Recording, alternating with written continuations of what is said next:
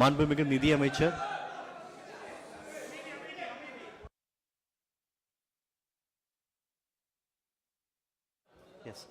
அனைவருக்கும் வணக்கம். மாண்புமிகு நிதியமைச்சர், மதிப்பிற்குரிய நிதித்துறை செயலாளர் மற்றும் செயலாளர் செயலரிடம் ஆகியோரை வருக என்று வரவேற்கின்றேன். தற்போது நம்முடைய அரசினுடைய வெள்ளை அறிக்கை வெளியீடு செய்யப்பட உள்ளது.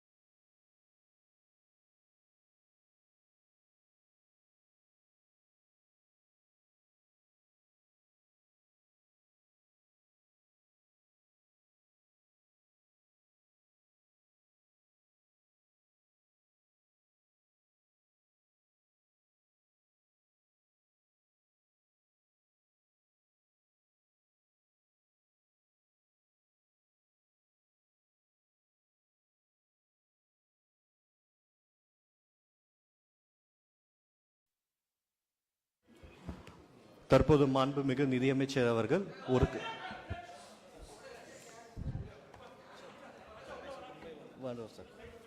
தற்போது மாண்புமிகு நிதியமைச்சர் அவர்கள் விளக்க காட்சியை காண்பிக்க உள்ளார்.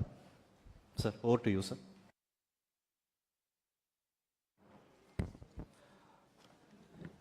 அனைவருக்கும் வணக்கம்.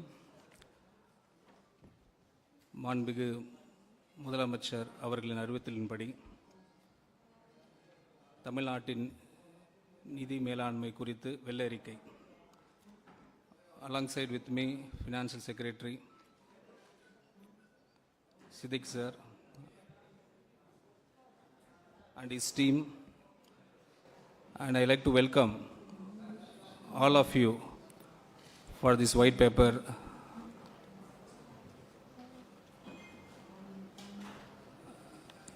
release date. So we will go with presentation. நான் ஒரு ப்ரெசன்டேஷன் வாயிலாக உங்களுக்கு எல்லாரையும் எக்ஸ்பிளைன் பண்ண ஆசைப்பட்றோம். ஸோ ஒரு ஸ்லைடும் இங்கே ப்ளே பண்ணுவாங்க. அதோட ஒரு ப்ரீஃப் நான் இங்கே ஒரு ஸ்லைடு பற்றி நான் கண்டினியூ பண்ணுவேன். ஒன்ஸ் அது ஒரு 20 to 21 ஸ்லைட்ஸ் இருக்குது. அந்த 21 ஸ்லைட்ஸ் முடிஞ்ச பிறகு we will continue with your questions. So till then please cooperate with us. Thank you. You go to the first slide. First slide.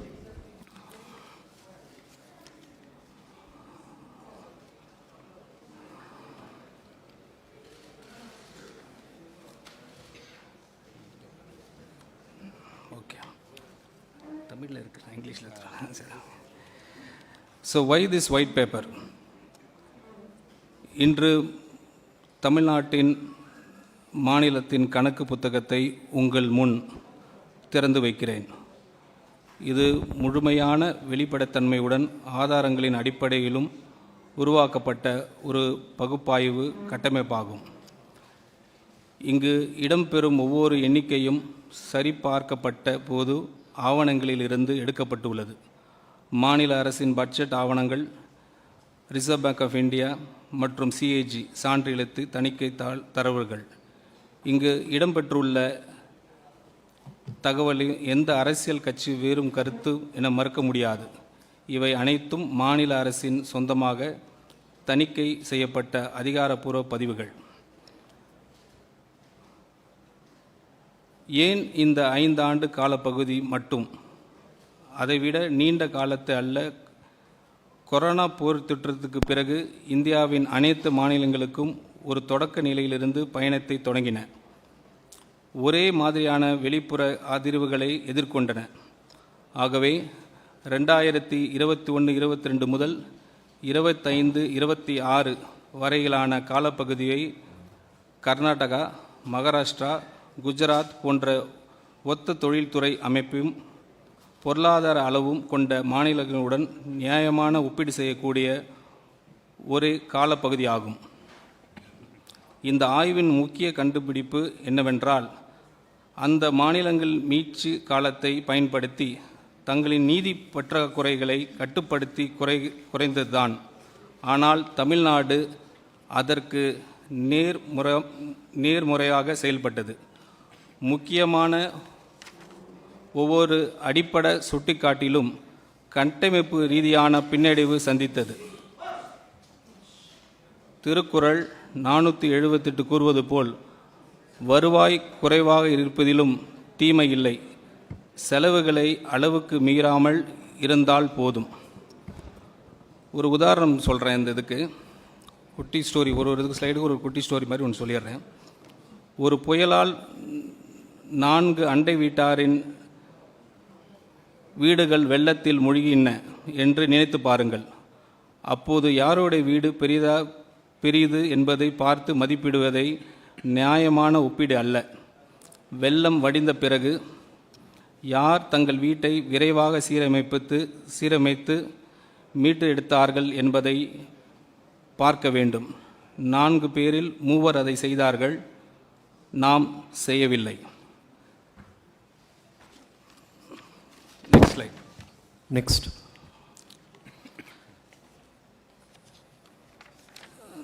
This slide is about 5-year physical snapshot from 2021, 22 to 25 to 26 pre-account. இந்த ஒரே அட்டைவணை முழு கதையும் ஒரே பார்வையிலே சொல்லிவிடுகிறது. ஒவ்வொரு வரியும் இந்த காலப்பகுதியின் தொடக்கத்திலிருந்து இறுதி வரை படித்து பாருங்கள். வருவாய் பற்றாக்குறை ரூபாய் 78,324 கோடியாக உயர்ந்துள்ளது. இதுவரை இல்லாத அதிகபட்சம். சொந்த வரி வசூல் முயற்சி 5.45% குறைந்துள்ளது. இதுவரை இல்லாத குறைந்தபட்சம். மூலதன செலவு 1.44% குறைந்துள்ளது. இது ஒப்பிடும்போது மாநிலங்களில் மிக குறைவு. கட்டாய செலவுகள் 64.4% உயர்ந்துள்ளன. இது ஒப்பிடும் மாநிலங்களில் மிகவும் அதிகம்.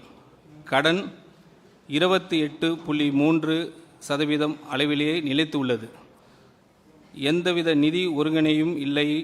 மேலும் FRBM சட்டத்தின் 3% பற்றாக்குறை வரம்பு ஒவ்வொரு ஆண்டும் மீறப்பட்டுள்ளது.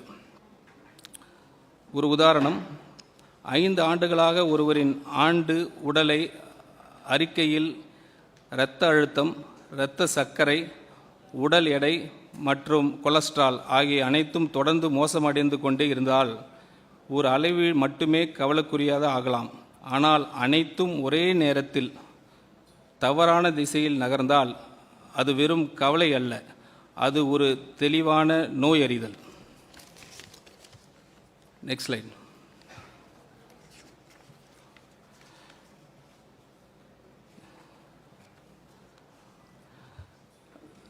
So this slide is about 6 key numbers. இது ரொம்ப முக்கியமான ஸ்லைடு.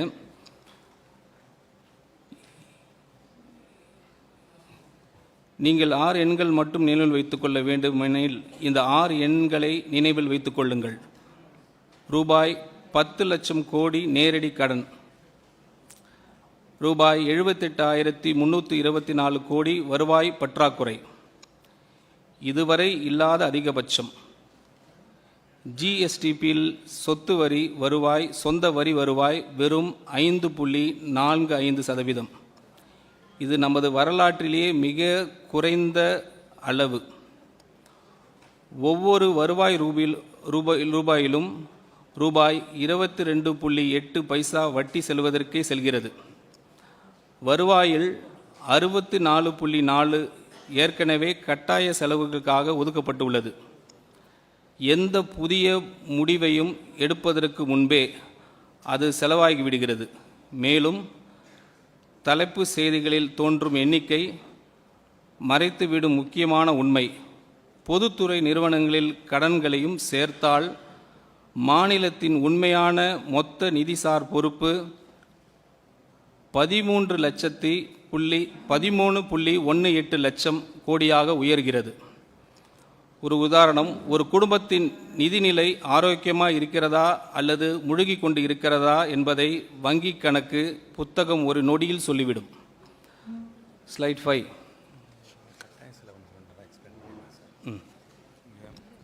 இந்த இதில் கட்டாயம் செலவுன்னு ஒன்று வருது இல்லையா, அதனால் என்ன அர்த்தம்னா, நம்ம கவர்மெண்ட் வந்து வட்டிக்காக செலவு பண்ணுறது, சேலரிஸ்க்காக செலவு பண்ணுறது, பென்ஷன்ஸ்க்காக செலவு பண்ணுறது, இந்த மூணு ஐட்டம் டுகெதர், அது 3 ஐட்டம் மட்டுமே 64% வந்து வருவாயிலேருந்து 66% வருது. இந்த 3 ஐட்டம். நெக்ஸ்ட் ஸ்லைட் சொல்லிட்டிங்களா? ஓகே. ஸோ சஸ்டைனபிள் டெப்ட் nearly doubled in 5 years. Next slide, அதை பற்றி பேசுகிறோம். இந்த முழு ஆவணத்திலே மிக முக்கியமான ஒரு உண்மை கவனியுங்கள். இந்த 5 ஆண்டு காலப்பகுதியில் மட்டும் தமிழ்நாடு ரூபாய் 4.87 லட்சம் கோடி புதிய கடனை சேர்த்து உள்ளது. அதாவது சுதந்திரத்துக்கு பிறகு மாநிலம் தனது முதல் 60 years சேர்ந்த மொத்த கடனை விட இந்த ஒரே 5 ஆண்டில் சேர்க்கப்பட்ட கடன் அதிகமாக உள்ளது. கடன் ஆண்டுக்கு சராசரியாக 14.3% வளர்ந்து உள்ளது. ஆனால் மூலதன முதலீடு வெறும் 8.3 மட்டுமே வளர்ந்து உள்ளது. இது நாம் கட்டமைப்புகளை உருவாக்குவதற்கு அல்ல, அன்றாட செலவுகளை சமாளிப்பதற்கான கடன் வாங்குகிறோம் என்பதற்கான தெளிவான சான்றாகும். ஒருவருக்கான கடன் பொறுப்பு கிட்டத்தட்ட இரட்டிப்பாகி ரூபாய் 1,28,934 உயர்ந்துள்ளது. இன்று தமிழ்நாட்டில் பிறக்கும் ஒவ்வொரு குழந்தையும் ₹1 கூட பொருளாதாரத்துக்கு பங்களிப்பதற்கு முன்பே இந்த கடன் பொறுப்புடன் பிறக்கிறது. குஜராத் 17.6, மகாராஷ்டிரா 19.7, கர்நாடகா 23.4 என்ற அளவில் உள்ளன. ஆனால் தமிழ்நாடு 28.3% என்ற நிலையிலே உள்ளது. இது பொதுவாக பாதுகாப்பானதாக கருதப்படும் 20% வரம்பை மிகவும் தாண்டி உள்ளது. ஒரு உதாரணம், ஒரு குடும்பம் வீடு கட்டப்பட்டதிலிருந்து கடந்த 60 ஆண்டுகளில் வாங்கிய மொத்த கடனை விட கடந்த 5 ஆண்டுகளில் அதிகமாக கடன் வாங்கியுள்ளது என்று நினைத்து பாருங்கள். அதிலும் அந்த கடன் புதிய சொத்துக்களை உருவாக்க அல்ல, அன்றாட செலவுகளை சமாளிக்க பயன்படுத்தி உள்ளது. Next slide. So 6th slide, interest now crowds out investment. அந்த ஸ்லைடில் நம்ம இப்போ ப்ரீஃப் பண்ணுறேன். இது அனைவரையும் கவலைக்குள்ளாக்க வேண்டிய ஒரு நிதி சார்ந்த அசாதாரண நிலை. நமது ஆண்டு வட்டி செலவு ரூபாய் 67,050 கோடியாக உயர்ந்து மாநிலத்தின் மொத்த மூலதன செலவை திட்டமான ரூபாய் 50,911 கோடியாக தெளிவாக மிஞ்சியுள்ளது. அதாவது எதிர்காலத்தை உருவாக்குவதற்காக செலவிடும் ஒவ்வொரு ரூபாய்க்கும் கடந்த கால கடன்களில் வட்டியை செலுத்துவதற்காக ரூபாய் 1.32 செலவாகிறது. இந்த நிலை முதலாக 2017-18 ஆண்டில் உருவானது. அதன் பிறகு ஒவ்வொரு ஆண்டும் இந்த இடைவெளி மேலும் விரைவடைந்து கொண்டே வருகிறது. தற்போது வட்டி செலவு மொத்தம் வருவாயில் 22.8 உள்ளது. இது விகிதம் கர்நாடகாவில் 16.4% ஆகும், குஜராத்தில் 12% ஆகும், மகாராஷ்டிராவில் வெறும் 10.3 மட்டுமே. மேலும் தமிழ்நாட்டின் சொந்த வரி வருவாயில் 34.8 வட்டி செலவிற்கே செல்கிறது. அதாவது மாநிலத்தின் சொந்த வரி வசூல் இயந்திரம் ஈட்டும் ஒவ்வொரு 3 ரூபாயிலும் 1க்கு அதிகமான தொகை எந்த ஒரு நலத்திட்டத்திற்கும் ஒதுக்கப்படுவதற்கு முன்பே பழைய கடன்களின் வட்டி செலுத்துவதில் கரைந்து விடுகிறது. கடந்த 5 ஆண்டுகளில் இந்த வட்டி செலவு 61% அதிகரித்து உள்ளது.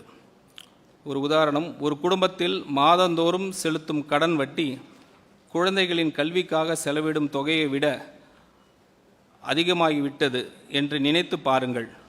அது மட்டும் அல்லாமல் வீட்டை மேம்படுத்துவதற்காக ஒதுக்கப்பட்ட முழு பட்ஜெட்டையும் அது மிஞ்சிவிட்டது. அதாவது கடந்த காலத்தின் சுமை எதிர்காலத்திற்கான முதலீட்டை விழுங்கி கொண்டிருக்கிறது. Slide 7. Structural revenue deficit highest ever record. நமது வருவாய் பற்றாக்குறை ரூபாய் 78,324 கோடியாக உயர்ந்துள்ளது. இது ஜிஎஸ்டிபியின் 2.22% ஆகும். மேலும் இது வரலாற்றிலே இல்லாத உச்ச அளவாகும். இதில் மிகவும் கவலைக்குரிய விஷயம் என்னவென்றால் அது பற்றாக்குறை கொரோனா பெருந்தொற்றத்தின் உச்ச ஆண்டை விடவும் அதிகமாக உள்ளது. ஆனால் இப்போது அதற்கு ஒப்பான எந்த வெளிப்புற அதிர்ச்சியும் காரணமாக இல்லை. இதன் பொருள் மிகவும் தெளிவானது. நம் சொத்துக்கள் உருவாவதற்காக அல்ல, அன்றாட நிர்வாக செலவுகளை சமாளிப்பதற்காகவே கடன் வாங்கி கொண்டிருக்கிறோம். இது ஒரு தற்காலிக பிரச்சனை அல்ல. 2013-14 முதல் ஒவ்வொரு ஆண்டும் தொடர்ந்து காணப்படும் கட்டமைப்பு ரீதியான பிரச்சனையாகும். மேலும் இங்கு ஒரு நம்பகத்தன்மை சிக்கலும் உள்ளது. இந்த வருவாய் பற்றாக்குறை முழுமையாக நீக்குவதற்கான காலக்கெடுவை முந்தைய ஆட்சிகள் நிதி பொறுப்பு சட்டத்தில் திருத்தம் செய்து 8 முறை தள்ளிப்படப்பட்டுள்ளன. 2009, 2011, 2012, 2017, 2020, 2022, 2024, 2026. இப்போது 2027 என நிர்ணயிக்கப்பட்டுள்ளது. ஆனால் 2027 என்றும் இலக்கும் எட்டப்படாமல் போகும் நிலை உள்ளது. இதற்கிடையில் குஜராத் வருவாய் உபரியுடன் செயல்படுகிறது. கர்நாடகா மற்றும் மகாராஷ்டிரா வருவாய் செலவு கணக்கில் கிட்டத்தட்ட சமநிலையை பேணிக்கின்றன. இந்த குறிப்பீட்டில் தமிழ்நாடு அவற்றிலிருந்து முற்றிலும் வேறுபட்ட பாதையில் சென்றுவிட்டது. ஒரு உதாரணம், வீடு வாங்குவதற்காக கடன் எடுத்தால் இறுதியில் உங்களிடம் ஒரு வீடு இருக்கும். ஆனால் ஒவ்வொரு மாதமும் மளிகை பொருட்கள் வாங்குவதற்கான கடன் எடுத்தால் இறுதியில் எஞ்சுவது கடன் மட்டுமே. மேலும் வங்கியிடம் கடனை திருப்பி செலுத்தும் தேதியை 8 முறை சொல்லி ஒவ்வொரு முறையும் அந்த வாக்குறுதியை மீறினால் நம்பிக்கை எவ்வாறு இழக்கப்படுகிறது என்பதற்கான சிறந்த உதாரணம் இதுவே. Slide 8. Own tax effort at historic low, a policy failure. So அந்த ஸ்லைட் எக்ஸ்பிளைன் பண்ணுறேன் நான். இப்போ ஒரு காலத்தில் வருவாய் திரட்டலில் இந்தியாவிற்கே முன் உதாரணமாக இருந்தது தமிழ்நாடு. 2006-7 ஆண்டில் நமது சொந்த வரி வருவாய் ஜிஎஸ்டிபின் 8.94 என்ற உச்ச நிலையை எட்டியது. ஆனால் இன்று அது வெறும் 5.45% குறைந்துள்ளது. இது வரலாற்றிலேயே மிக குறைந்த அளவு. நமது சொந்த உச்ச நிலையை அடிப்படையை கொண்டு கணக்கிட்டால் ஆண்டுதோறும் சுமார் ரூபாய் 1.23 லட்சம் கோடி வருவாயை நாம் இழந்து வருகிறோம். இது மாநிலத்தின் மொத்த நிதி பற்றாக்குறையின் சுமார் 90% அளவுக்கு சமமான தொகையாகும். இங்கு ஒரு உண்மையை நேர்மையாக ஒப்புக்கொள்ள வேண்டும். 2022, 23 மற்றும் 23-24 ஆண்டுகளில் இந்த விகிதம் தற்காலிகமாக 6.33% மற்றும் 6.22% உயர்ந்தது. ஆனால் இது உண்மையான நிர்வாக சீர்திருத்தங்களின் விளைவு அல்ல. கொரோனா காலத்தில் ஒத்திவைக்கப்பட்டிருந்த வருவாய்கள் பின்னர் கணக்கில் சேர்க்கப்பட்டதன் தாக்கம் அது.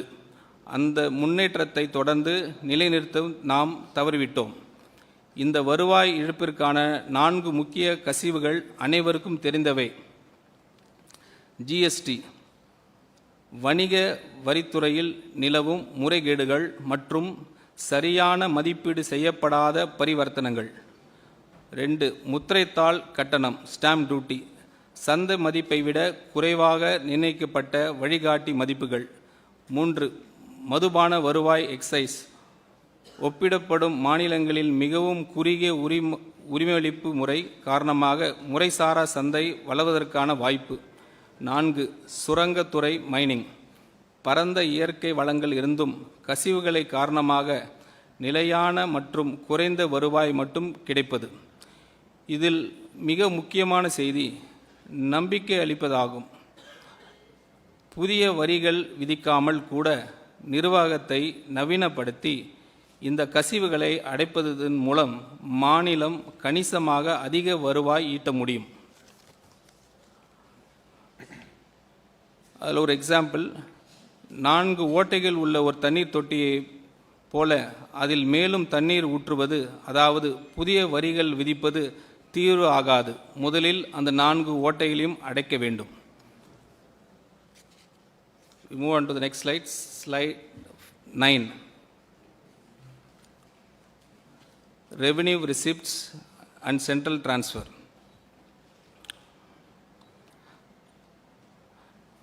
தமிழ்நாடு 2 முக்கிய வழிகளின் மூலம் மத்திய அரசை சார்ந்துள்ளது. முதலாவது, மத்திய வரி பகிர்வில் நமக்கு கிடைக்கும் பங்கு. 10வது நிதிக்குழு காலத்தில் அது 6.64% இருந்தது.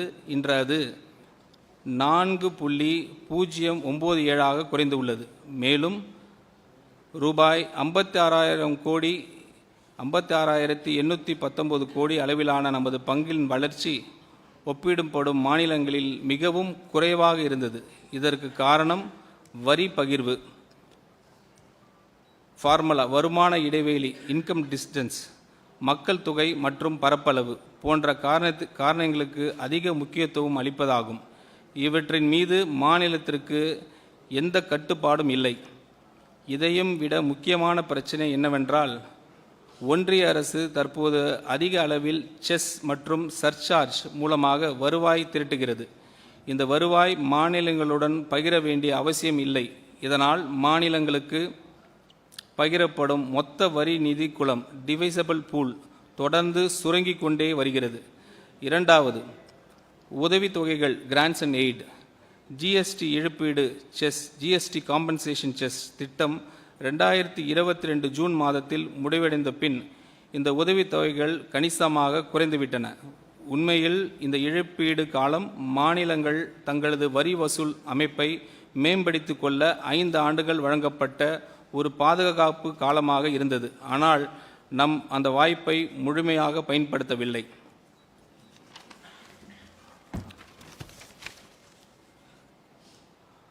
ஆனால் இவை அனைத்தும் கூறிய பிறகும்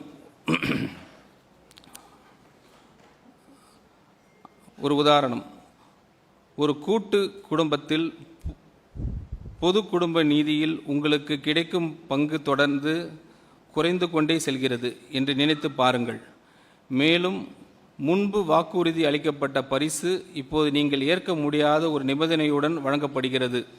இவை அனைத்தும் நிச்சயமாக பாதிப்பு ஏற்படுத்தும். ஆனால் அதே குடும்பத்தில் தங்களது சொந்த வியாபாரத்தை திறம்பட நடத்திய சகோதரர்கள் இன்னும் முன்னேறுகிறார்கள் என்பது உண்மை. ஸ்லைட் 10. கமிட்டட் எக்ஸ்பெண்டிச்சர், சார் சொன்ன மாதிரி 64.4 ஆஃப் ரெவென்யூ ப்ரீஎம்ப்டட். இது ரூபாய் 100 வருவாய் எடுத்துக்கொண்டு எளிமையாக விளக்குகிறேன்.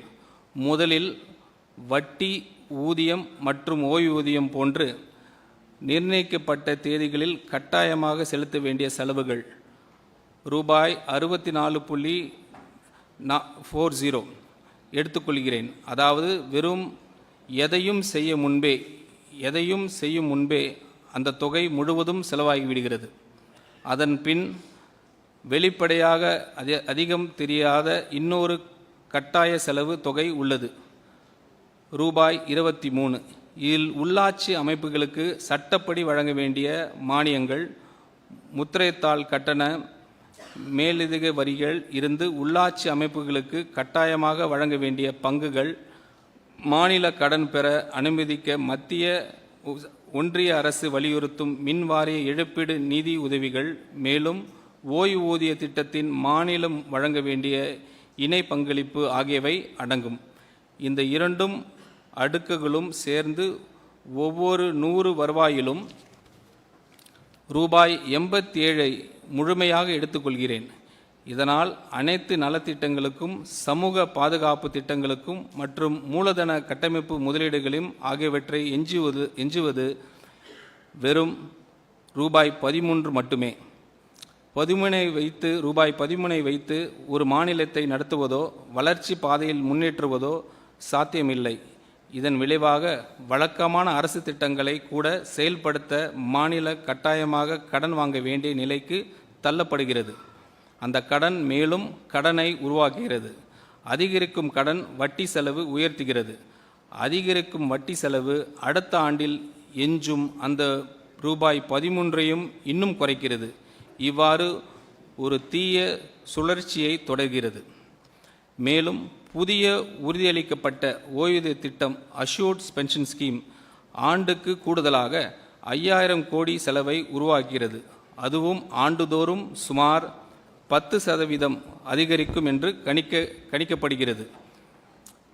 ஒரு உதாரணம், மாதம் ரூபாய் 100 சம்பளம் பெறும் ஒருவரை நினைத்து பாருங்கள். அதில் வீட்டு கடன் தவணை, இஎம்ஐ, வீட்டு வாடகை மற்றும் குழந்தைகளின் பள்ளி கட்டணம் ஆகியவை 64 எடுத்துக்கொள்கின்றன.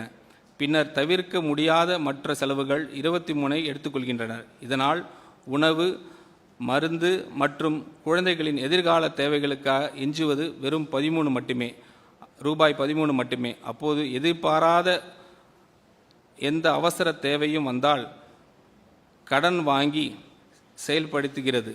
அதன் விளைவாக கடன் சுமை தொடர்ந்து பெருகிக் கொண்டே செல்கிறது. Slide 11. Capex crowded out lowest in peer groups. நுகர் செலவுகள் கட்டாய நிலையான செலவுகளும் பெரும்பாலான வருவாய் சாப்பிடுறதனால் எதிர்காலத்தை உருவாக்குவதற்கு ஒதுக்கப்படும் நிதி கிட்டத்தட்ட மறைந்துவிட்டது. நமது மூலதன செலவு கேபிட்டல் எக்ஸ்பெண்டிச்சர் ஜிஎஸ்டிபின் 1.44 குறைந்துள்ளது. இது ஒப்பிடும் மாநிலங்கள் பட்டியலில் மிகவும் குறைந்த அளவாகும். குஜராத் தனது ஜிஎஸ்டிபின் 2.86 அளவிற்கு முதலீடு செய்கிறது. ஆனால் தமிழ்நாடு அதில் பாதி அளவான முதலீட்டை மேற்கொள்கிறது. மொத்த அரசு செலவினத்தில் மூலதன உருவாக்குவதற்கான பங்கு தமிழ்நாட்டில் வெறும் 11.8 மட்டுமே. இது விகிதம் குஜராத்தில் 26.8 ஆகும். கர்நாடகாவில் 17 உள்ளது. நாம் இந்த 5 ஆண்டு காலத்தில் தொடக்கத்தில் இருந்து 1.79 என்ற நமது சொந்த விகிதத்தை கூட தக்க வைத்திருந்தால் கடந்த 3 ஆண்டுகளில் கூடுதலாக 28,217 கோடியை மதிப்பிலான சொத்துக்களை உருவாக்கியிருப்போம். அந்த தொகையில் 1000 கிலோமீட்டருக்கு அதிகமான அதிக நெடுஞ்சாலைகள் அமைக்க முடியும், அல்லது 30 அதிநவீன சிறப்பு மருத்துவமனைகள் உருவாக்க முடியும், அல்லது 2000 பள்ளி கட்டிடங்கள் கட்டியிருக்க முடியும். மேலும் இந்த பாதிப்பு ஒரு ஆண்டுக்குள் முடிவதில்லை. அது தொடர்ச்சியான தாக்கத்தை ஏற்படுத்துகிறது. ஏனெனில் தனியார் முதலீடுகள் பெரும்பாலும் அரசின் உள்கட்டமைப்பு முதலீடுகளை பின்பற்றுகின்றன. எனவே மூலதன செலவினத்தை புறக்கணிப்பது தமிழ்நாட்டின் பொருளாதார இலக்கை நேரடியாக அச்சுறுத்துகிறது. ஒரு உதாரணம், தினசரி செலவுகளை சமாளிப்பதற்காக வீட்டை பராமரிப்பதையும் பழுது பார்ப்பதையும் நிறுத்திய ஒரு குடும்பத்தை நினைத்து பாருங்கள். காலப்போக்கில் சுவர்களின் விரிசல்கள் பெருகும், வீட்டின் மதிப்பு குறையும். புதிய முதலீட்டாளர்கள் அல்லது வாங்குபவர்கள் நன்றாக பராமரிக்கப்பட்ட அண்டை வீட்டாருக்கு செல்வார்கள். அதுபோலவே உள்கட்டமைப்பில் முதலீடு செய்யாத பொருளாதாரம் புதிய முதலீடுகளை ஈர்க்கும் திறனை இழக்கத் தொடங்கும். Slide 12. FRBM compliance rules revised never met. சட்டப்படி நிதி பற்றாக்குறை பிசிக்கல் டெபிசிட் ஜிஎஸ்டிபின் 3% என்ற வரம்பறிவில் இருக்க வேண்டும். ஆனால் கொரோனா காலத்திற்கு பிறகு அந்த ஒவ்வொரு ஆண்டிலும் இந்த வரம்பு மீறப்பட்டுள்ளது. நடப்பு ஆண்டில் நிதி பற்றாக்குறை ரூபாய் 1,33,208 கோடியாக உயர்ந்துள்ளது. இது வரலாற்றிலேயே பதிவான மிக உயர்ந்த முழுமையான பற்றாக்குறை ஆகும். 2003ஆம் ஆண்டு முதல் நிதி பொறுப்பு சட்டம் ஃபிசிக்கல் ரெஸ்பான்சிபிலிட்டி ஆக்ட் பல முறை திருத்தப்பட்டுள்ளது. ஒவ்வொரு முறையும் இலக்கு எட்டப்படாததால் அதை அடைவதற்கான காலக்கெடு மேலும் தள்ளி போடப்பட்டுள்ளது. இருப்பினும் சமீபத்திய 2025-26 இலக்கு மீறப்பட்டுள்ளது. தற்போது 3.8 என்ற அளவில் இருக்கும் நிதி பற்றாக்குறை கடுமையான நிதி சவால்களை எதிர்கொண்டு வரும். பஞ்சாப் மற்றும் கேரளா போன்ற மாநிலங்களின் நிலைக்கு தமிழ்நாட்டு கொண்டு சென்றுள்ளது. அதே நேரத்தில் குஜராத்தின் நிதி பற்றாக்குறை வெறும் 1.9 மட்டுமே உள்ளது. மேலும் இந்திய கணக்காய்வாளர் மற்றும் தலைமை சிஏஜி ஒரு ஆழமான கவலையும் சொல்லியிருக்கிறாங்க. ஒவ்வொரு ஆண்டும் உண்மையான நிதி பற்றாக்குறை பட்ஜெட் மதிப்பீடில் பட்ஜெட் எஸ்டிமேட்ஸ் கூறப்பட்ட அளவை விட அதிகமாக உள்ளது. அதாவது சட்டமன்றத்திற்கு தொடர்ந்து மிகைப்படுத்தப்பட்ட நம்பிக்கையூட்டும் எண்ணிக்கைகளை வழங்கப்பட்டு வந்துட்டு இருக்கு என்பது அதன் பொருள். எனவே நிதி நிலைமை சீர் செய்வதோடு மட்டுமல்லாமல் அரசின் நிதி அறிக்கைகள் மீதான நம்பிக்கைத்தன்மையும் மீட்டு எடுப்பது தீர்வின் முக்கிய அங்கமாகும். ஒரு உதாரணம், இந்த கடனை நிச்சயம் அடைந்து விடுவோம் என்று அலாரம் வைத்துவிட்டு 20 ஆண்டுகளாக அதை தொடர்ந்து ஒத்தி வைத்து வருவதைப் போல், அதாவது ஜனவரி மாதம் குடும்பத்தினரிடம் இந்த ஆண்டாவது சேமிப்போம் என்று கூறிக்கொண்டே 20 ஆண்டுகளாக எதுவும் செய்யாமல் அப்படியே விட்டுவிட்டா அதுதான் சூழலிப்பு. Slide 13. Contingent liabilities, the hidden debt. இன்னைக்கு தலைமை செய்திகளில் தெரியும் கடன் எண்ணிக்கையை தாண்டி மறைந்து இருக்கும் நிதி சுமையை பார்ப்போம்.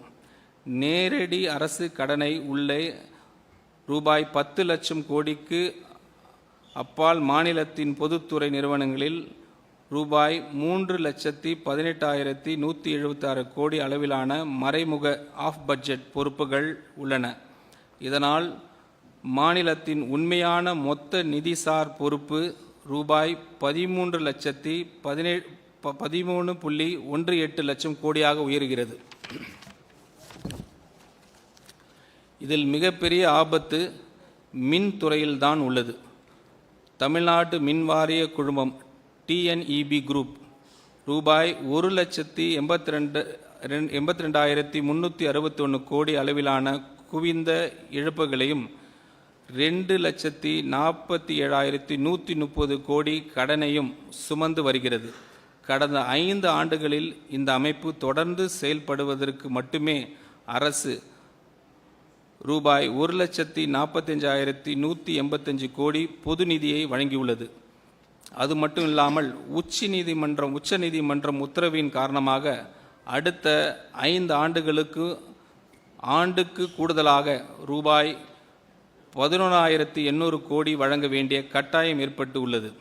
அதேபோல் மாநில போக்குவரத்து கழகங்கள் ரூபாய் 72,607 கோடி இழப்பை சந்தித்து உள்ளன. அவை இயங்கும் ஒவ்வொரு கிலோமீட்டருக்கும் ரூபாய் 78.81 செலவாகும் நிலையில் வருவாயாக கிடைப்பது வெறும் 25 ரூபாய் மட்டுமே. மேலும் தமிழ்நாடு நுகர்பொருள் வணிக கழகத்தின் சிவில் சப்ளைஸ் செயல்பாடு மூலதன கடன் 27,181 கோடியாக உயர்ந்துள்ளது. இதற்கான முக்கிய காரணம் உயர்ந்துள்ளது.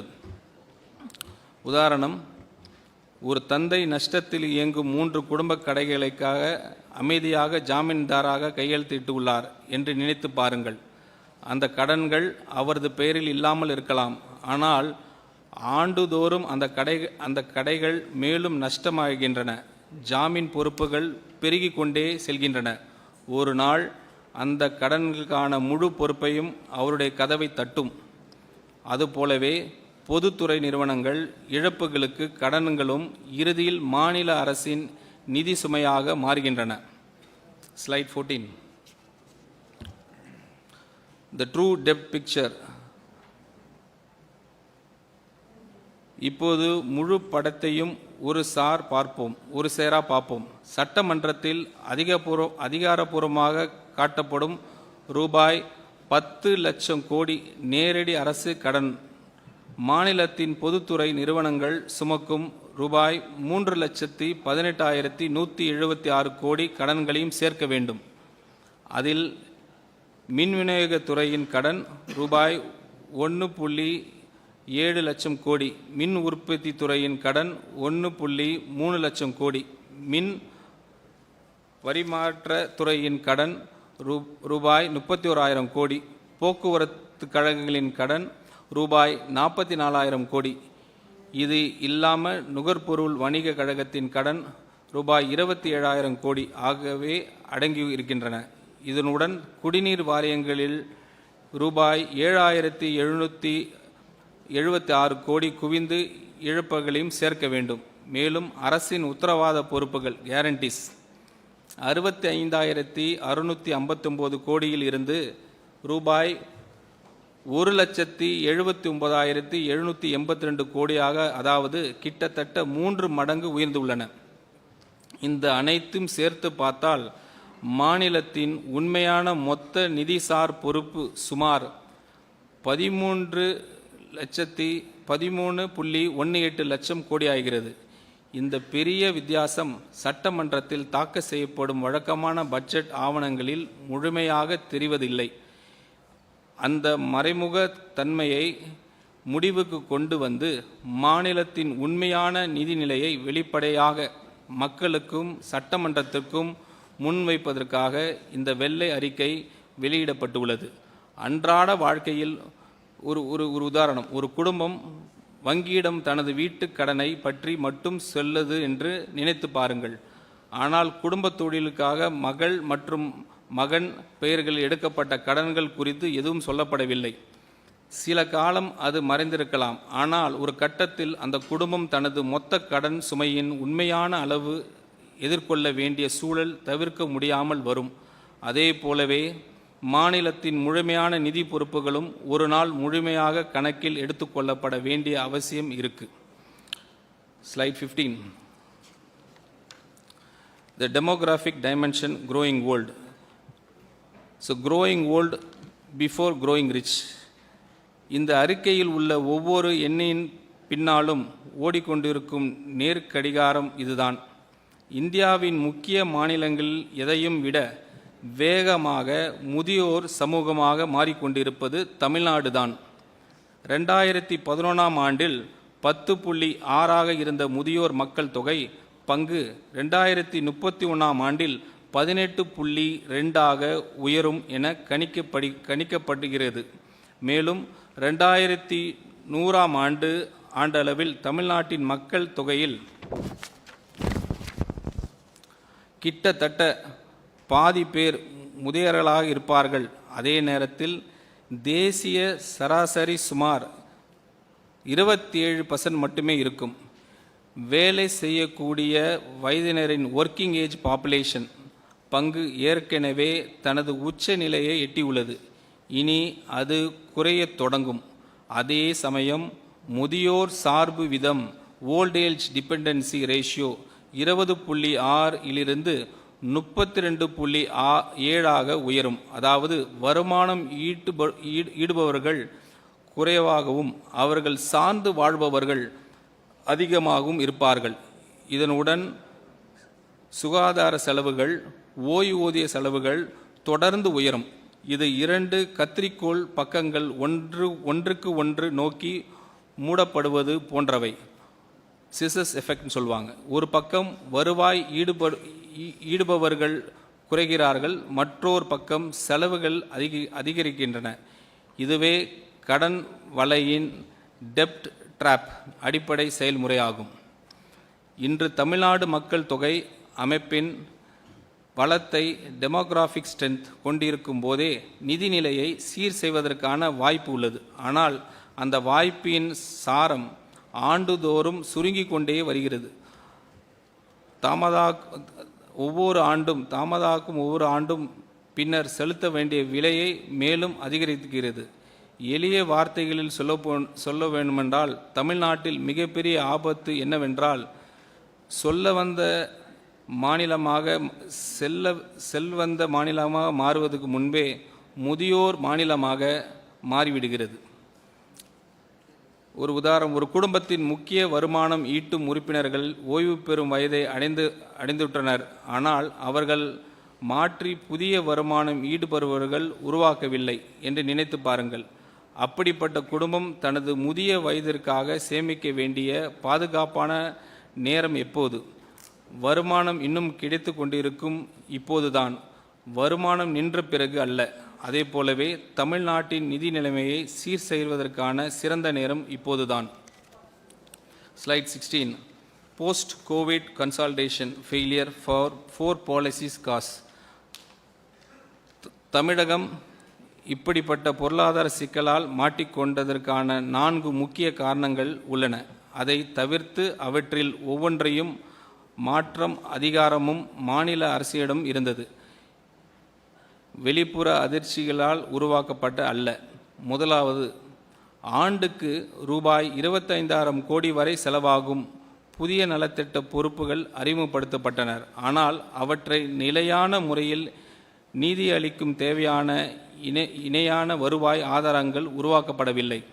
இரண்டாவது, மிக முக்கியமான வரி மற்றும் நிர்வாக சீர்திருத்தங்கள் தொடர்ந்து ஒத்திவைக்கப்பட்டன. 2017ஆம் ஆண்டில் இருந்து ஜிஎஸ்டி இழப்பீடு திட்டம் ஒரு நாள் முடிவுக்கு வரும் என்பது அனைவருக்கும் நல்லாவே தெரிந்தது. திடீரெல்லாம் நிறுத்தல இருந்த போதிலும் அந்த மாற்றத்திற்காக தயாராக வேண்டிய நடவடிக்கைகள் பொதுவான அளவில் மேற்கொள்ளப்படவில்லை. மூன்றாவது, அன்றாட நிதி பற்றாக்குறைகளை சமாளிப்பதற்காக மூலதன செலவுகளை தொடர்ந்து பலியிடப்பட்டன. அதன் விளைவாக ரூபாய் 31,055 கோடி மதிப்பிலான சொத்து உருவாக்க வாய்ப்பு இழக்கப்பட்டது. நான்காவது, மாநிலத்தின் பொதுத்துறை நிறுவனங்கள் PSU நீண்ட காலமாக இருந்து வந்த கட்டமைப்பு ரீதியான பலவீனங்கள் சரி செய்யப்படாமல் விடப்பட்டன. மின்துறையின் நிதி இடைவெளி நிரப்புவதற்கான ரூபாய் 1,45,180 கோடி செலவிடப்பட்டது. போக்குவரத்து துறையின் செலவுகள் டபுள்டு. நுகர்பொருள் வணிக கழகத்தின் கடன் 27,181 கோடியாக உயர்ந்தது. இங்கே நான் மிகவும் தெளிவாக சொல்ல விரும்புவது ஒன்று உள்ளது. நலத்திட்டங்கள் தமிழ்நாட்டின் பெருமைக்குரிய பாரம்பரியம் தொடரும். பிரச்சனை ஒருபோதும் நலத்திட்டங்களில் அல்ல. பிரச்சனை என்னவென்றால் அவற்றை நீண்ட காலம் தாங்கி செல்வது தேவையான வருவாய் ஆதாரங்களை உருவாக்காமல் புதிய நலத்திட்டங்களை அறிமுகப்படுத்துவதில்தான் உள்ளது.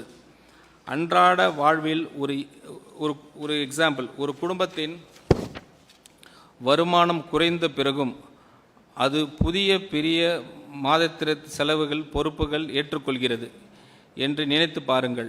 அதே நேரத்தில் செலுத்த வேண்டிய வரிகளை தொடர்ந்து ஒத்தி வைக்கிறது.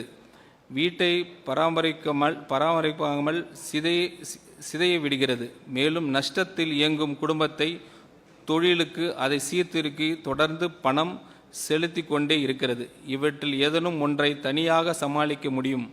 ஆனால் இந்த 4 ஒன்றாக நடந்தால் அதுவே ஒரு குடும்பத்தை நிதி நெருக்கடிக்குள் தள்ளும் பாதையாக மாறிவிடும். ஸ்லைட் 17.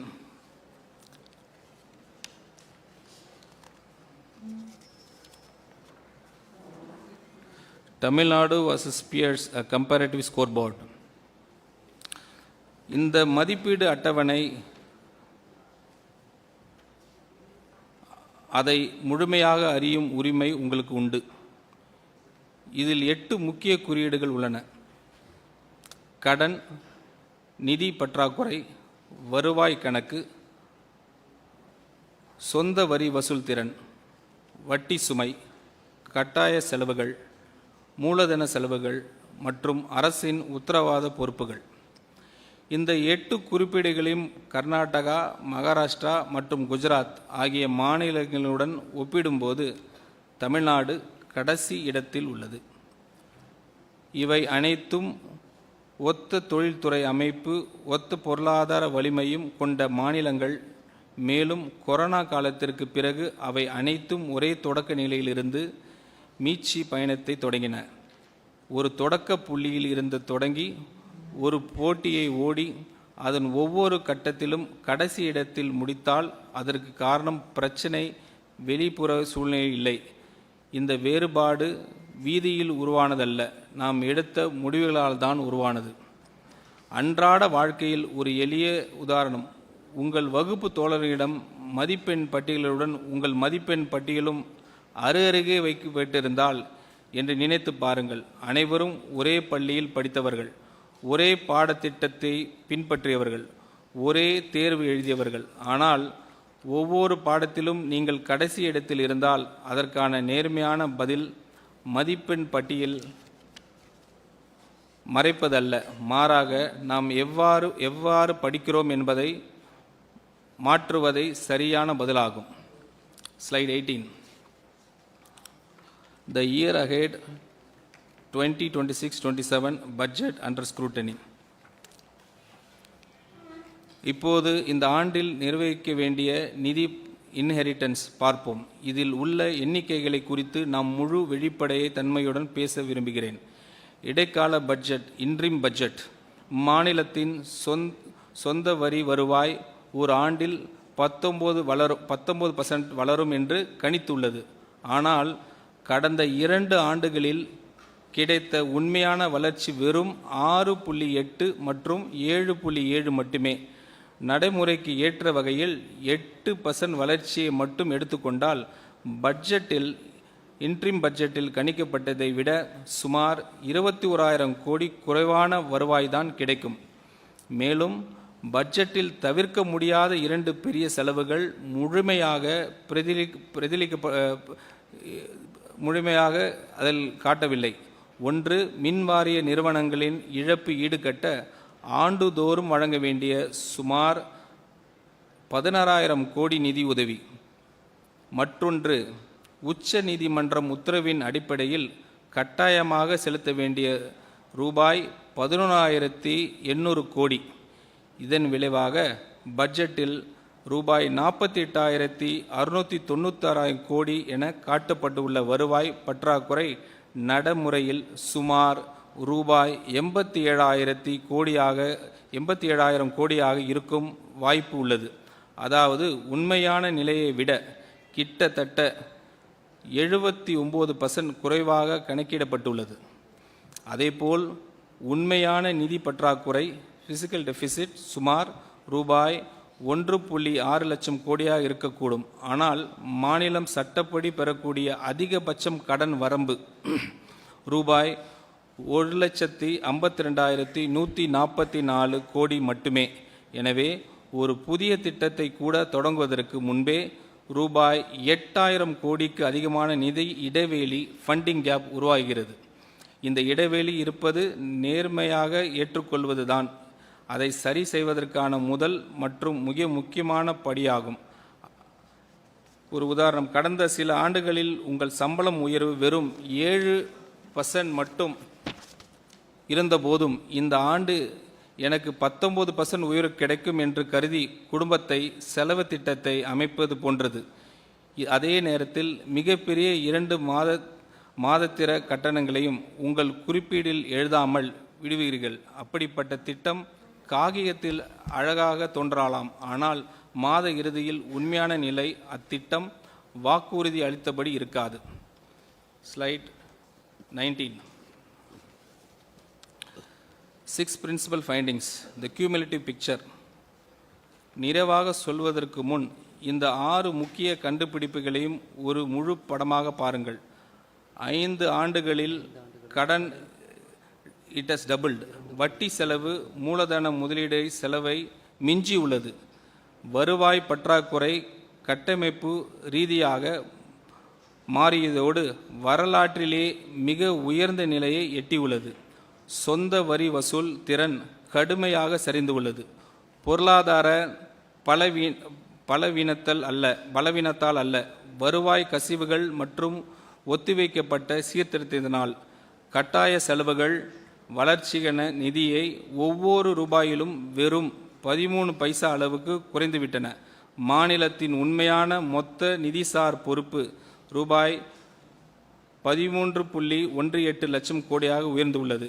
இவை 6 தனித்தனி பிரச்சனைகள் அல்ல, இவை அனைத்தும் ஒரே கட்டமைப்பு ரீதியான நோயின் 6 அறிகுறிகள். மேலும் ஒவ்வொன்றும் மற்றொன்றை ஊக்குவிக்கிறது. அதிகரிக்கும் கடன் வட்டி செலவு உயர்த்துகிறது. உயரும் வட்டி செலவு மூலதன முதலீடை சுருக்கிறது. குறைவான முதலீடு பொருளாதார வளர்ச்சியை மந்தமாக்கிறது. மந்தமான வளர்ச்சி வருவாய் உயர்வை பலவீனப்படுத்துகிறது. பலவீனமான வருவாய் மேலும் கடன் வாங்க வேண்டிய நிலையை உருவாக்குகிறது. இவ்வாறு ஒரு தீய சுழற்சி தொடர்ந்து இயங்குகிறது. இதன் விளைவாக அடுத்த தலைமுறைகள் சுமக்க வேண்டிய நிதி பொறுப்பின் பெரும் பகுதி ஏற்கனவே உறுதியாகிவிட்டது. அதனால்தான் நாம் நடவடிக்கை எடுக்க வேண்டிய தேவை இருக்கு. அதுவும் உடனடியாக நடவடிக்கை எடுக்க வேண்டும். ஒரு உதாரணம், இது 6 வெவ்வேறு நோய்கள் அல்ல, ஒரு நோய் 6 விதமான அறிகுறிகள் வெளிப்படுத்துகிறது. ஒவ்வொரு அறிகுறியும் தனித்தனியாக சிகிச்சை அளித்தால் முழுமையான குணமடைய முடியாது. நோயின் அடிப்படை காரணத்தை ஒருங்கிணைத்து முறையில் சிகிச்சை அளிக்க வேண்டும். மேலும் அது தாமதமாக அல்ல, ஆரம்பத்திலே செயல்பட வேண்டும். Slide 20. The way forward, challenging but not hopeless. கடுமையான இந்த சூழல் இருந்து வெளியேறும் பாதை இதோ. அதில் மிக வலிமையான கருவி, மிகவும் எளிமையானது நிர்வாகத்திறன். ஒரு வரி விதத்தை கூட உயர்த்த வேண்டிய அவசியம் இல்லை.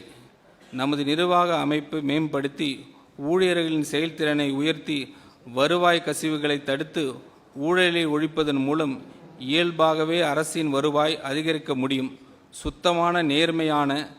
சுத்தமான நேர்மையான நிர்வாகமே ஒரு முக்கியமான நிதிசார் சொத்தாக மாறுகிறது. இந்த திட்டம் 6 முக்கிய நடவடிக்கைகள் மீது அமைகிறது. வணிக வரித்துறை, கமர்ஷியல் டாக்ஸ், ஸ்டாம்ப்ஸ், முத்திரைத்தாள் கட்டணம் மற்றும் மைனிங் ஆகியவற்றில் உள்ள வருவாய் கசிவுகளை அடைப்பது. போட்டித்தன்மை கொண்ட திறந்த ஒப்பந்த முறைகள், காம்படிட்டிவ் டெண்டரிங் மூலம் கொள்முதல் செலவுகளை குறைப்பது. பொதுத்துறை நிறுவனங்கள், PSU கட்டமைப்பு ரீதியாக சீர்திருத்துவது. மின்துறைக்கு நீடித்த நிலையான கட்டண அமைப்பு, போக்குவரத்து துறைக்கு வழித்தட செயல்களின் மேம்பாடு, நுகர்பொருள் வணிக கழகத்திற்கு கொள்முதல் முறைகளின் சீர்திருத்தம். ஏற்கனவே மாநிலத்திடம் உள்ள அதிகாரங்களை பயன்படுத்தி வருவாய் அதிகரித்து வழிகாட்டி நில மதிப்புகளை சந்தை மதிப்பிற்கு அருகில் கொண்டு வந்தால், மதுபான உரிமை வழங்கும் அமைப்பை விரிவுபடுத்தல், சுரங்க நிர்வாகத்தை நவீனப்படுத்துதல், செலவினத்தை நுகர்வு நோக்கிலிருந்து மூலதன முதலீடு நோக்கத்தை மாற்றுவது. ஏனெனில் உள்கட்டமைப்பு முதலீடுகளை தனியார் முதலீடுகளை ஈர்க்கவும் சக்தி கொண்டவை. CAG சுட்டிக்காட்டிய இடைவெளிக்கு சுருக்கி நேர்மையான மற்றும் யதார்த்தமான பட்ஜெட் கணிப்புகளை வழங்குவது. இந்த நடவடிக்கைகள் அனைத்தும் மாநில அரசின் நேரடி அதிகார வரம்பிற்குள் உள்ளவை. இதில் எதுவும் குடிமக்கள் மீது கூடுதல் வரி சுமையை ஏற்படுத்துவதில்லை. நிர்வாக சீர்திருத்தங்கள் மூலமே மக்களுக்கான புதிய நலத்திட்டங்களை நிதி அளிக்கும் தேவையான நிதி இடத்தை, ஃபிசிக்கல் ஸ்பேஸ் உருவாக்க முடியும். ஒரு உதாரணம், ஒரு குடும்பம் தனது நிதி நிலையை சீர் செய்வதற்கு உடனடியாக 2வது வேலையை தேடுவதில்லை. மாறாக பணம் வெளியேறும் கசிவுகளை அடைகிறது, தேவையற்ற அதிக செலவுகளை நிறுத்துகிறது. நஷ்டத்தில் இயங்கும் கடையை தொடர்ந்து பணம் ஊற்றி நடப்பதற்கு பதிலாக அதை சீர்திருத்துகிறது. மேலும் தனது வரவு செலவு கணக்கை நேர்மையாக பதிவு செய்கிறது. இது கடினமான பாதையாக இருக்கலாம், ஆனால் நிலையானதும் செயல்படுத்தக்கூடியதாகும்.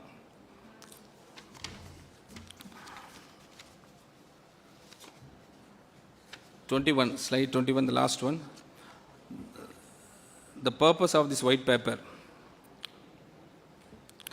திருவள்ளுவர் கூறுகிறார், அளவுக்கு மீறினாலும் அளவுக்கு குறைந்தாலும் சமநிலையின்மை துன்பத்தை உருவாக்கும். அவர் உடல்நலத்தை பற்றி கூறிய இந்த உண்மை ஒரு மாநிலத்தின் நிதிநிலைக்கும் அப்படியே பொருந்துகிறது. இந்த வெள்ளை அறிக்கை 3 முக்கிய நோக்கங்கள் உள்ளன. வெளிப்படைத்தன்மை, டிரான்ஸ்பரன்சி. அரசு, சட்டமன்றம் மற்றும் மக்கள் அனைவரும் முழுமையான தகவலின் அடிப்படையில் விவாதிக்கவும் முடிவெடுக்கவும் உண்மைகள் மற்றும் ஆதாரங்களின் அடிப்படையில் தயாரிக்கப்பட்ட நிலையில் பதிவு வழங்குவது. பொறுப்புணர்வு, அக்கௌண்டபிலிட்டி. நிதி சிக்கலுக்கு வழிவகுத்து 4 கொள்கை காரணங்கள் நேர்மையாக அடையாளம் காட்டுவது. வருவாய் ஆதாரமின்றி மேற்கொள்ளப்பட்ட புதிய பொறுப்புகள், தொடர்ந்து ஒத்திவைக்கப்பட்ட சீர்திருத்தங்கள், பலியிடப்பட்ட மூலதன முதலீடுகள், சீர்திருத்தப்பட்ட பொதுத்துறை நிறுவனங்கள். தேர்ட் ஒன், கரெக்ஷன், திருத்தம். வருவாய் கசிவுகளை அடைத்து அரசு செலவுகள் தரத்தை உயர்த்துவது, பொதுத்துறை நிறுவனங்கள் சீர் செய்து கடன் சுமையை பொறுப்புடன் நிர்வகிப்பது. மேலும் இந்த ஒரு பட்ஜெட்டையும் தாண்டி நீடிக்கும் தூய்மையான ஊழலற்ற நிர்வாகத்தை வழங்குவது. இந்த எண்ணிக்கைகள் மனதில் வைத்துக் கொள்ளுங்கள். 10 லட்சம் கோடி நேரடி அரசு கடன், 78,324 கோடி வருவாய் பற்றாக்குறை. ஒவ்வொரு குடிமகனின் தலையிலும் ரூபாய் 1,28,934 கடன் பொறுப்பு. ரூபாய் 13.18 லட்சம் கோடி உண்மையான மொத்த நிதிசார் பொறுப்பு.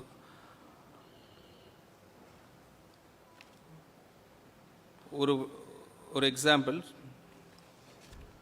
அன்றாட வாழ்வியல் ஒரு எளிய உதாரணம். ஒரு குடும்பம் தனது கணக்கை புத்தகத்தை நேர்மையாக படித்துவிட்டால் அது நம்பிக்கையும் இழக்காது. மாறாக ஒரு திட்டத்தை உருவாக்கும் இன்று நாம் கணக்கு புத்தகத்தை திறந்து பார்த்திருக்கிறோம். நாளை முதல் அந்த திட்டத்தை ஒன்றிணைத்து செயல்படுத்த வேண்டும்.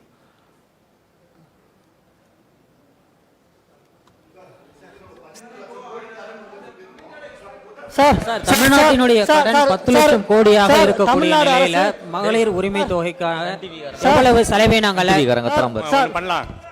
ஒன்று செய்யலாமா? ஒரு நிமிஷம், எல்லாரும் அமைதியா இருங்க, கொஞ்சம் அமைதியா இருங்க. ஒன்று செய்யலாம். இப்போ எல்லாரும் சைமல்டேனியஸாக பேசினா ஒன்று சரி வராது. நம்ம ஒன்றா கொஞ்சம் ஐம் ஷூர் எல்லாருமே ரேண்டமாக நான் அப்படி எடுக்கிறேன் சொல்கிறோம். நீங்கள் அப்புறம் ஆரம்பிங்க, சரியா? ஓகே, ஒரு நிமிஷம் வெயிட் பண்ணுங்க. This late. நீங்கள் ஆரம்பிங்க ஃபஸ்ட்டு, சொல்லுங்கள்.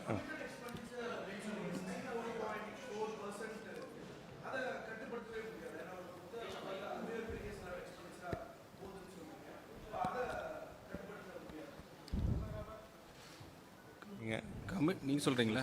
சொல்லுங்கள்.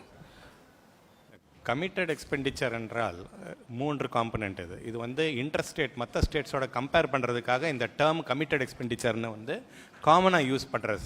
இது அதில் வந்து சேர்ற ஐட்டம்ஸ் வந்து நம்பர் 1 இன்ட்ரெஸ்ட் பேமெண்ட்ஸ், வட்டி செலவு. வட்டி செலவு வந்து என்ன ஒன்றும் செய்ய முடியாது, அது ஏற்கனவே கடன் வாங்கினதுக்கு வட்டி கட்டி தான் ஆகணும் நம்ம. ஸோ அதனால அது ஒரு கமிட்டட் எக்ஸ்பெண்டிச்சர். அது தவிர நம்ம ஏற்கனவே கவர்மெண்ட்டில் இருக்கிற கவர்மெண்ட் சர்வெண்ட்ஸு அவங்க எல்லாருக்கும் கொடுக்குற சேலரிஸ் அண்ட் பென்ஷன்ஸ், போத்து அவங்களுக்கு சம்பளமும் அதோட பென்ஷன்ஸும் ரெண்டும், அதுவும் இந்த 3 ஐட்டமை சேர்த்து தான் கமிட்டட் எக்ஸ்பெண்டிச்சர்னு அளிக்கிறாங்க. அது வந்து நம்மதில் வந்து 100 ரூபா வருவாய் இருந்ததுன்னா அதில் வந்து 64 ரூபா நான் 64.4 ருபீஸ் வந்து அது வந்து இந்த 3 ஐட்டமுக்கு மட்டுமே அது வந்து செலவாகிறது. அது மட்டும் இல்லாமல் அது தவிர்த்து சார் சொன்ன மாதிரி மற்ற செலவுகள், அதை மற்ற இன்ஃப்ளெக்சிபிள் எக்ஸ்பெண்டிச்சர், அது கமிட்டட் எக்ஸ்பெண்டிச்சர் ஏன் சொல்கிறதெல்லாம் ஒவ்வொரு மாநிலத்துலையும் வந்து அந்த லோக்கல் பாடிஸ் கொடுக்குறது ஒவ்வொன்றும் டிஃப்ரெண்ட்டாக இருக்கும். நம்ம மாநிலத்தில் ஒரு பர்சன்டேஜ் கொடுக்குறோம், இன்னொரு மாநிலத்தில் வேறு மாதிரி. அது கம்பேர் பண்ணுறதுக்கு அது காமன் வேர்ட்ஸ் யூஸ் பண்ணாதனால அதுவும் கமிட்டட் எக்ஸ்பெண்டிச்சர் தான் இனவே இன்ஃப்ளெக்சிபிள். இப்போ நம்ம வந்து லோக்கல் பாடிஸ், அதாவது முனிசிபாலிட்டிஸுக்கு, ஊராட்சி ஒன்றியங்களுக்கு, ஊராட்சிகளுக்கு அதுக்கு நிதி பகிர்வு செய்கிறது வந்து நம்ம சட்டப்படி நம்ம பகிர்வு செய்கிறோம். அதுவும் வந்து 23 ரூபாய், அது ஒரு இன்னொன்று. ஸோ இது 2 சேர்த்துனா 87 ரூபாய் எடுத்து ஆனால் வந்து நம்ம மொத்த செலவு பார்க்க போனீங்கன்னா அந்த 100 ரூபா வரவுக்கு இருக்க மொத்த செலவு பார்த்தீங்கன்னா 145 ரூபாய் மொத்த செலவாகுதுங்க. அதாவது ஒவ்வொரு 100 ரூபாய்க்கும் 45 ரூபா பற்றாக்குறை இருக்குது. இதில் இந்த இதில் கணக்கு பார்த்தீங்கன்னா இதில் வந்து நீங்கள் 64 ரூபா, அதுக்கப்புறம் வந்து 23 ரூபாய், இது மொத்தம் 87 ரூபாய் எடுத்து, அது தவிர்த்து மற்ற நலத்திட்டங்கள் அது எந்த திட்டம் இது வந்து செலவு வந்து நல்லதா சரியில்லைன்னு யாருமே சொல்லலை. எல்லாம் நலத்திட்டங்கள் தான் நாங்கள் சொல்கிறோம். நலத்திட்டங்கள் மற்ற சப்சிடிஸு இதெல்லாம் வந்து நலத்திட்டங்களுக்கு எல்லாம் சேர்த்து பார்த்தீங்கன்னா ஒரு சப்சிடிஸு மற்ற ஸ்கீம்ஸ் மற்ற எல்லா ஸ்கீம்ஸ் எல்லா கணக்கு எடுத்தாலும் 27 ரூபா செலவாது. அது தவிர்த்து வந்து இன்னொரு 18 ரூபாய் 28 ரூபாயில் 40 ரூபா செலவாது. அப்போ பார்த்தீங்கன்னா 127 ரூபாய் எடுத்து இன்னொரு 18 ரூபாய் வந்து நம்ம வந்து இதுக்கெல்லாம் செலவு பண்ணுறோம். மூலதன செலவுகள், ரோடு போடுறது,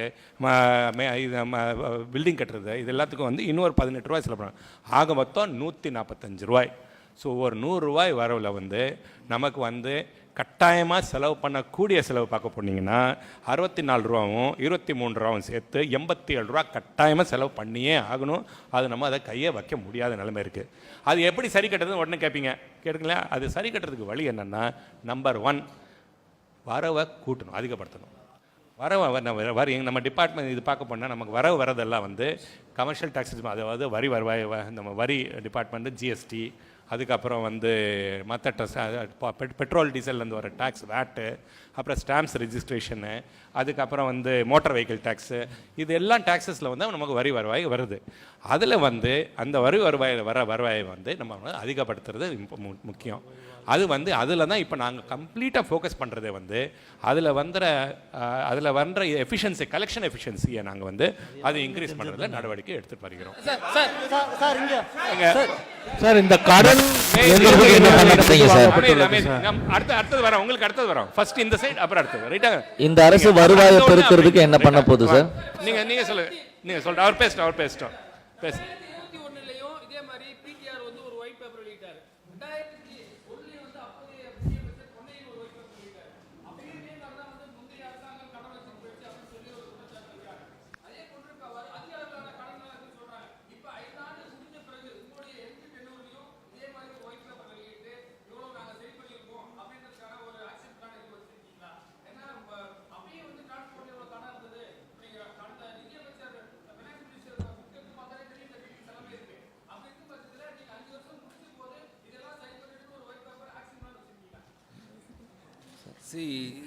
இந்த இப்போ நாங்கள் அனௌன்ஸ் பண்ணது வந்து just facts, what is available, the datas the CAG and RBI. அந்த அடிப்படையில் தான் நாங்கள் 2021 25, 26 வரைக்கும் ப்ரீ ஆக்சுவல் வரைக்கும் அனௌன்ஸ் பண்ணிட்டோம். பட் இதுக்கு ஃபிக்ஸிங் சொல்யூஷன் தான் இப்போது ஹானரபிள் சீஃப் மினிஸ்டர் எங்களுக்கு அட்வைஸ் கொடுத்துருக்குறாங்க. அதுக்கு வந்து க்ளீன், கரப்ஷன் ஃப்ரீ கவர்மெண்ட், இது வந்து ரொம்ப முக்கியமான விஷயம். எங்கள் கவர்மெண்ட் ஃபஸ்ட்டு மோட்டோவே அதுதான் ஹானரபிள் சீஃப் மினிஸ்டர் எங்களுக்கு அனௌன்ஸ் பண்ணது. So with this and revenue மொபைலைசேஷனில் கண்டிப்பாக அதை நாங்கள் கான்சன்ட்ரேட் பண்ணுவோம். And corruption free, expenditure efficiency, அது வந்து நாங்கள் கான்சன்ட்ரேட் பண்ணுறதுனால கண்டிப்பாக பிஎஸ்யூ ரிஃபார்ம்ஸ் பண்ண போகிறோம்.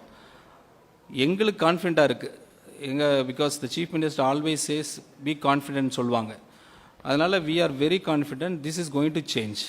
As what has happened in the last mandate given by the people of Tamil Nadu, definitely we feel that there is a huge change going to happen with one word, corruption free government and revenue mobilization இருக்கட்டும் and administrative efficiency. கண்டிப்பாக அது நடக்கும். இந்த 10 லட்சம் கோடி ரூபாய் எந்தெந்த நிறுவனங்கள் வாங்கப்பட்டிருக்கு செலுத்தக்கூடிய வட்டி விகிதம் எவ்வளவு sir? Sir, public sector undertakings. Sir. No, wait. Please wait, relax. One by one we'll start do, right? Okay, we'll give time, enough time, we'll spend another 15 minutes.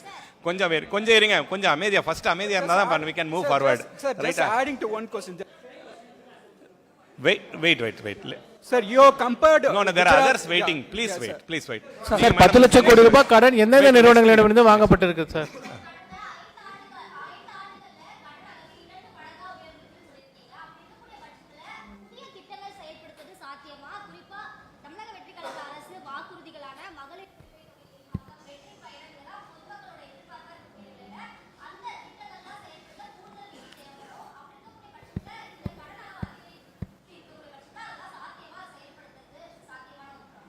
Very நியாயமான கேள்வி. தி பொசிஷன் நீங்கள் பார்த்தீங்க, let explain the position. And ஆரம்பத்தில் let us make it one thing absolutely clear. இந்த exercise is not to pinpoint at any previous regime. Let us be very clear about this point, ரைட்டுங்களா? Just position about what is the current position. Okay, இது மட்டும் இல்லை, sir சொன்ன மாதிரி ஏற்கனவே we are referring it to last 10-15 years. அவரும் சொன்ன மாதிரி இது வந்து அந்த டைமில் ஒரு ஒயிட் பேப்பர் இருந்தது, அதுக்கப்புறம் white paper. Yes, 2021-22 white paper பண்ண போதும் position what was brought was correct. We are not saying it was a wrong position. அப்பவும் situation was bad. Now the situation is worse. That is the limited point. Its position is today, position is worse. And position is worsening. Now we have to correct it. ரைட்டுங்களா? அது correct பண்ணுறதுக்கு வந்து it is not going to be easy. Let us be very clear. அதையும் நம்ம ஸ்பெசிஃபிக்காக sir வந்து point out பண்ணாங்க. It is not going to be easy. It is like having a disease. ஏற்கனவே சார் சொன்ன மாதிரி ஒரு டிசீஸ் நம்மகிட்ட இருந்ததுன்னா அது ஒரு ஹாஸ்பிட்டல் விசிட்டில் உடனே அது சரியாகணும்னு நம்ம எதிர்பார்க்க முடியாது. It is going to take time. Revenue நம்ம என்ன பண்ண, ப்ளீஸ் ஆல்சோ நோட் தட் இப்போ லாஸ்ட் 1 monthல வந்து many schemes have been notified also. Many promises are being notified also. Government cannot, no government, irrespective of which government is there, no government can sit quietly and do nothing. Let's be very clear. Every government has to deliver on its promises. We are committed as from finance department, as a finance secretary, my role is to find resources and find ways of meeting the promises made by the government. Irrespective of which government I am the finance secretary, that is our duty to do that. We are working on providing the necessary resources. Let me finish. Right? Okay. So that is the direction in which we are moving. It will take time. Please also note that in the இதில் நமக்கு point out which we pointed out was இந்த committed மட்டும் இல்லாமல் ஏற்கனவே existing schemes business as usual scenario, அதாவது interim பட்ஜெட்னு ஒன்று நம்ம இஷ்யூ ஆல்ரெடி பப்ளிஷ் பண்ணியிருக்கு. அதில் வந்து it is a document, it is a budget with assumption of business as usual scenario. அதனால் என்ன அர்த்தம்னா புதிய வரிகள், புதிய ரெவென்யூ கலெக்ஷன் மெக்கானிசம் எதுவும் போடக்கூடாது. உங்களுக்கு தெரியும். அதே போன்று இருக்கிற திட்டங்கள், இருக்கிற இதுக்கு செலவு டைப் ஆஃப் செலவுகளை அப்படியே தொடர்ந்து கண்டினியூ பண்ணுற அசம்ஷனில் தான் பிஸ்னஸ் ஆஸ் யூஷுவல் சினாரியோலாம் ப்ரிப்பேர் பண்ணுற பட்ஜெட் தான் வந்து இன்ட்ரீம் பட்ஜெட். அந்த இன்ட்ரீம் பட்ஜெட்டில் ஏற்கனவே பற்றாக்குறை 1.2 lakh crores இருந்திருக்கு. அதுக்கு மேலே we have noticed that there are some important elements which have to be added. பார்க்க போனால் 1.56, 1.75 crores just to continue existing schemes. So அதுக்கு வந்து இன்க்ரீஸ் பண்ணுற, அதுக்கு வந்து தி ஃபிஸ்கல் டெஃபிசிட் வந்து அதை வந்து ஃபண்டிங் பண்ணுறது வந்து கடன்கள் வாங்கி தான் நம்ம பண்ணுறோம். அந்த கடன்கள் வாங்குறது கூட ஸ்டேட் கவர்மெண்ட் வந்து, மாநில அரசு வந்து நினச்சபடி போய் கடன் வந்து வாங்க முடியாது. அதுக்கு வந்து உச்சவரம்பு வந்து அரசு அமைப்பு சட்டத்துக்கு கீழ் வந்து அதுக்கு ஒரு உச்ச வரம்பு வந்து சென்ட்ரல் யூனியன் கவர்மெண்ட்டை ஒன்றிய அரசு வந்து ஃபிக்ஸ் பண்ணுறதுக்கு அவங்க தான் ஃபிக்ஸ் பண்ணுறாங்க. அதுபடி பார்க்க போனீங்கன்னா அது வந்து 1.14 lakh crores இந்த வருஷத்துக்கு ஃபிக்ஸ் பண்ணியிருக்காங்க. ஸோ அதிலே ஏற்கனவே ஃபிஸ்கல் டெபிசிட் 121லேருந்து 1.14 lakhs, அது நாங்கள் ஒயிட் பேப்பரில் தெளிவாக எடுத்து சொல்லியிருக்கோம். அது ஒயிட் பேப்பர் நீங்கள் பார்க்கும்போது பாருங்கள். பட் ஓவரால் உங்கள் டைம் கன்சிடர் பண்ணி இந்த ஃபிகர்ஸ் ஃபுல்லாக நான் சொல்ல முடியாது. அதை நீங்கள் ஒயிட் பேப்பரை படிக்கும்போது உங்களுக்கு தெரியும். But the limited point is that there is still a deficit for existing schemes alone. The only way we can control this, that good schemes cannot be closed. That also the government வந்து clearly சொன்னாங்க, there's no good schemes cannot be closed. நம்ம வந்து welfare, we are working on the welfare of the people, ரைட்டுங்களா? We cannot close any good schemes just like that. So the only way which we can way forward is to find ways of raising additional resources by reducing the kind of leakages that have happened in many revenues, which is an open secret. It is, I don't have to point out. So that is where we are working on, and we are trying to improve the revenues. Sir கேள்வி மினிஸ்டருக்கு sir, கேள்வி மினிஸ்டருக்கு sir Mr. Sir, see there are, how long it will take, you are saying? Yes. Sir Tamil Nadu பொறுத்தவரை 2வது பெரிய மாநிலம், ஆனா நிதி நெருக்கடி இருக்குதுன்னு எப்படி ஆட்சி காலத்துல எந்த திட்டத்துக்கு தேவையில்லாத ஒரு நிதி, அதுதான் சொல்றேன், எந்த எந்த திட்டமோ இப்போதான் நான் உங்கள்கிட்ட சொன்னேன், எந்த திட்டமோ எனி ஸ்கீம் சார் நீங்கள் பதில் சொல்லிடுங்க சார். இல்லை எந்த திட்டத்துக்கு நீங்கள் என்ன சொல்கிறீங்க, எந்த திட்டமோ தேவையில்லாமல் இருக்குது, that is not the point at all. Welfare is Tamil Nadu எல்லா welfare scheme it's our pride. No நீங்கள் இல்லை சார், அது மாதிரி இல்லை. நாங்கள் சொல்கிறது வெல்ஃபேர் இஸ் தமிழ்நாடு ப்ரைடு. அது நாங்கள் மாற்று கருத்தே கிடையாது. இப்போ என்ன ப்ராப்ளம்னா இன்கம் எங்கே ஜென் பண்ணுறது, இன்கம் ரெவன்யூ கிரியேட் பண்ணாமல் when you announce a scheme that is a difficult தான் சொல்கிறாங்க. But we are not saying that welfare schemes is no good ன்னு சொல்லவே இல்லை. we welcome that. That is what our chief One of the minister symptom did. வந்துட்டு இப்ப public இருக்க ஒரே schemes சொல்லிருக்கீங்க. One of the சரிங்க சார், ப்ளீஸ் வெயிட். கடந்த அரசு விளம்பரத்துக்கு எவ்வளவு செலவு செஞ்சிருக்கு சார் சொல்ல முடியுமா? சரி கொஞ்சம் கொஞ்சம் கொஞ்சம் இப்ப வரி வருவாயை உயர்த்த வாய்ப்பு இருக்கா? பால் ஒரு நிமிஷம் அவர் கொடுத்தா அப்புறம் அங்க சரிங்க ப்ளீஸ் சார், உங்க பார்வை நேராவே இருக்குல்ல சார், நேராவும் பாருங்க சார். அது வந்து ஃபிகர், அது வந்து facts. we are just revealing facts.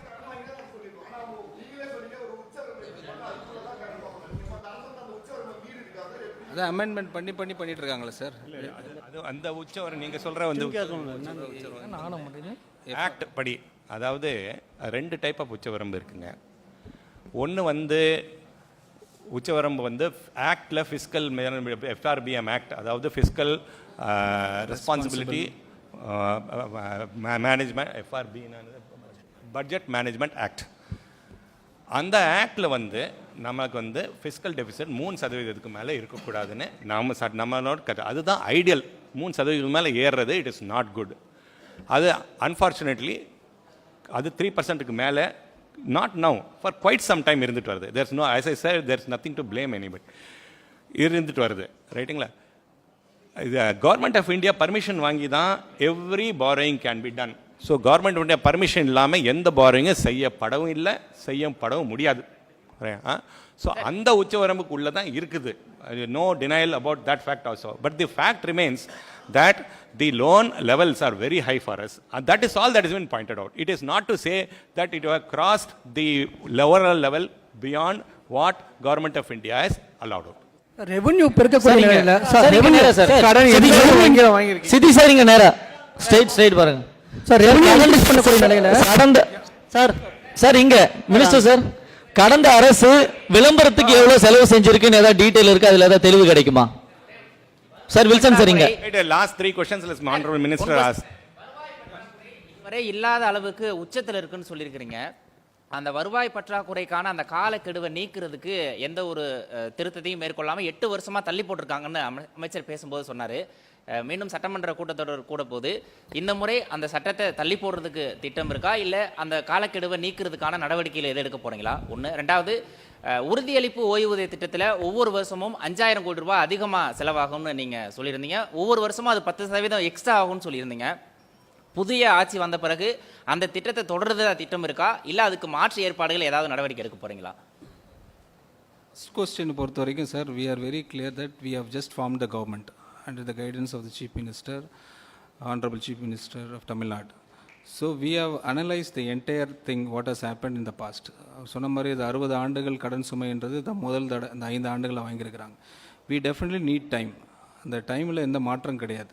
அதில் வந்து கண்டிப்பாக தள்ளி போட்டு தான் ஆகணும். அந்த முதல் கொஸ்டின். ரெண்டாவது கொஸ்டின் என்ன கேட்டீங்க? ரெண்டாவது கொஸ்டின் வந்து தமிழ்நாடு உறுதியளிப்பு ஓய்வூதிய திட்டத்தில் ஒவ்வொரு வருஷமும் 5000 கோடி ரூபாய் அதிகமாகும், அதாவது தமிழ்நாடு அரசுக்கு செலவு வந்து 5000 கோடி அதிகமாகுதுன்னு சொன்னீங்க. அதோட அதுவே ஒவ்வொரு வருஷத்துக்கும் 10% எக்ஸ்ட்ரா ஆகும் அப்படின்னு கணிச்சிருக்கிறதையும் சொன்னீங்க. இப்போ புது கவர்மெண்ட் வந்ததுக்கப்புறமும் அந்த உறுதியளிப்பு ஓய்வூதிய திட்டமே தொடருமா, இல்லை பழைய ஓய்வூதிய திட்டம் கொண்டு வரதுக்கு தேர்தல் வாக்குறுதல் சொன்ன மாதிரி பழைய ஓய்வூதிய திட்டம் கொண்டு வருமா, என்ன நடவடிக்கை எடுக்கிறாங்க? Steps we will decide very shortly. அதை நாங்கள் கண்டிப்பாக அதை சீஃப் மினிஸ்டர் கவனத்துக்கு கொண்டு போவோம். அவரோட படி டிசைட் பண்ணுவோம். பப்ளிக் செக்டர் அண்டர்டேக்கிங்ஸை பொறுத்த வரைக்கும் நம்ம அந்த பப்ளிக் செக்டர் அண்டர்டேக்கிங்ஸில் பொறுத்த வரைக்கும் பப்ளிக் செக்டர் அண்டர்டேக்கிங் மூலம் தான் நம்ம நிறைய வெல்ஃபேர் ஸ்கீம்ஸ் கொண்டு வருவோம். இப்போ 200 யூனிட் வந்து சார் இங்கே 200 யூனிட் மின்சாரம் கொடுத்துட்ருக்கோம், பஸ்ஸில் வந்து நிறைய கொடுத்துட்ருக்கோம். அப்படி நிறைய கொடுக்கும்போது பப்ளிக் செக்டர் அண்டர்டேக்கிங்ஸை வந்து ஒரு லாபத்துலேயோ இந்த நஷ்டம் ஆகாமல் இப்போ இயக்கிறதுக்கு வாய்ப்பு இருக்கா? அது ஒன்று சார். ரெண்டாவது கொஸ்டின் வந்து நீங்கள் ஹெல்த் கன்சர்ன் வந்து இப்போ முதியோர்கள் ரொம்ப அதிகமாக இருக்குன்னு சொல்கிறாங்க. அதே ஒரு சைடில் பார்த்தீங்கன்னா கிளைமேட் சேஞ்சிலையும் வந்து நிறைய இம்பேக்ட் ஏற்படுத்திட்டு இருக்கு. இனி வர காலத்தில் நீங்கள் அதில் அதிக அளவு இன்வெஸ்ட்மெண்ட் பண்ண வேண்டி வரும். அந்த இதுக்கு ஏதாவது ஒரு ரோட் மேப் இருக்கா, ஏதாவது பண்ணுங்க. மூணாவது கொஸ்டின் சார், குஜராத்தையும் மகாராஷ்டிரத்தையும் கர்நாடகத்தையும் கம்பேர் பண்ணுறதுக்கு என்ன காரணம்? இது மூணாவது கொஸ்டின். நாலாவது கொஸ்டின், நமக்கு வர வேண்டிய ஜிஎஸ்டியை பொறுத்த வரைக்கும் நமக்கு வந்து ஜிஎஸ்டி ஷேர் வந்து நமக்கு குறைஞ்சிக்கிட்டே இருக்கு. ஜிஎஸ்டி எல்லாமே சென்ட்ரல் கவர்மெண்ட்டுக்கு கொண்டு போயிட்டாங்க. நமக்கு இருக்கிறது நம்ம இருக்கிற இந்த இது கமர்ஷியல் டாக்ஸ் அது மட்டும்தான் இருக்கு, இது இருக்கு. அப்படி வரும்போது நமக்கு ரெவன்யூ இன்க்ரீஸ் பண்றது. சார் ஒரு கொஸ்டின்னா 2 கொஸ்டினா தெரியல, பட் இருந்தாலும் உங்களோட இன்ட்ரெஸ்ட்டை நான் பாராட்டுறேன் சார். இது இந்த இந்த கொரோனா பீரியடை பேஸ் பண்ணி தான் சார் நாங்கள் எடுத்துருக்குறோம். அந்த 2021, 22, 22, 23, 23, 24, 24, 25, 25, 26. ஏன்னா அன்றைக்கி இந்த வேர்ல்டே ஸ்டில்ல வந்துடுச்சு. So it is better. நாங்கள் எல்லா ஸ்டேட்டும் அப்படி தான் அந்த நிலைமையில் இருந்துச்சு. ஸோ அந்த ரீஸ்டார்ட் பண்ணுறதுக்கு அந்த கரெக்டான அந்த ஃபேக்ட்ஸ் எடுக்கிறதுக்கு எங்களுக்கு அந்த பீரியடு தான், அந்த விண்டோவை தான் நாங்கள் செலக்ட் பண்ணணும். அதுதான் உங்களுக்கு ஆன்சர். பட் ரிகார்டிங் நீங்கள் பிஎஸ்யூ அந்த எப்படி நாங்கள் அதை ரிஃபார்ம் பண்ண போகிறோன்னு கேட்குறீங்க. Administrative collapse, what I'm trying to say is man-made disaster தான் இந்த நிலைமைக்கு உள்ள காரணம். ஸோ இந்த அட்மினிஸ்ட்ரேஷன் கொலாப்ஸை வந்து ரிஃபார்மேஷன் ஆஃப் ரெவென்யூ மொபிலைசேஷன் எல்லாம் பண்ணக்கூடிய இடத்துல the chief minister himself, honourable chief minister has directed us. So கண்டிப்பாக அது அட்மினிஸ்ட்ரேட்டிவ் வந்து டுவர்ட்ஸ் த பெஸ்ட்டாக இருக்கும், கரப்ஷன் ஃப்ரீயாக இருக்கும். ஸோ அதனால் definitely we can bring back to the normal position நம்புறோம். எந்தெந்த துறையில கோடி ரூபாய் கடன் எங்கெங்க அதிகம் சார்? சார் எந்தெந்த டிபார்ட்மெண்ட்ல வரி உயர்வை திட்டமிட்டிருக்கீங்க சார்? சார் 10 லட்சம் கோடி ரூபாய்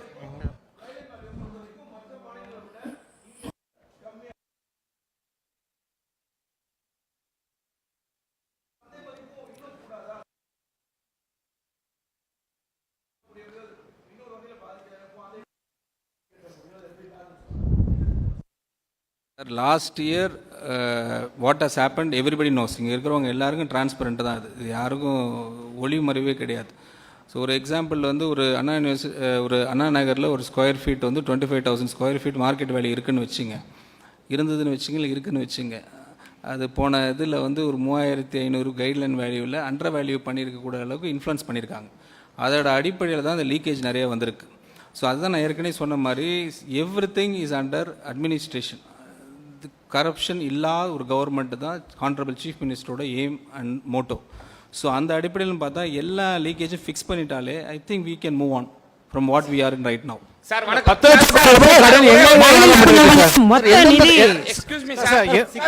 எந்தெந்த துறையில நினைப்புகள் எதுவும் இருக்க வாய்ப்பு இருக்குங்களா சார்?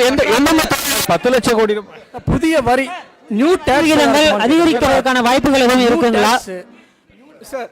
நீங்க சார் நீங்க ரெவென்யூ இன்க்ரீஸ் பண்ணக்கூடிய நிலையில நியூ டாக்ஸ் ஒட்டுமொத்த நிதிச்சுமை 13,108 கோடி இருக்கக்கூடிய நிலையில சார் சார் சார்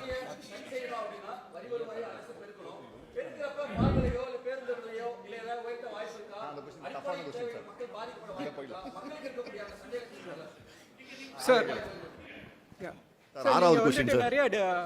நிறைய டிஸ்ப்ளே பண்ணீங்க, நிறைய factors you compared Gujarat and other states like Karnataka எல்லாமே.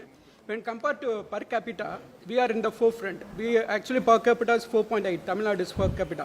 Gujarat what you have posted is some 3 point something per capita.